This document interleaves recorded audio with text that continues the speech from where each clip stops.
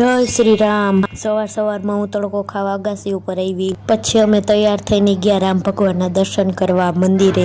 તો મંદિરે તો ગયા પણ થોડુંક મોડું થઈ ગયું તો આરતી થઈ ગઈ, તો આરતી લીધી પહેલા, પછી રામ ભગવાનના દર્શન કર્યા। જય શ્રી રામ।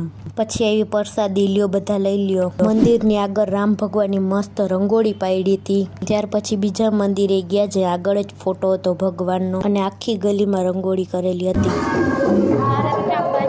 જય શ્રી રામ બોલેગા।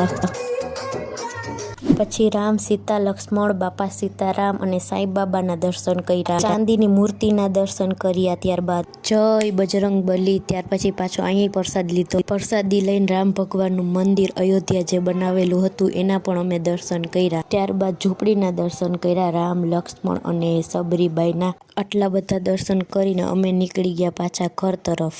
બપોરે ગયા રામ ભગવાનની રથયાત્રામાં, જેનો ફૂલ વિડીયો આવશે।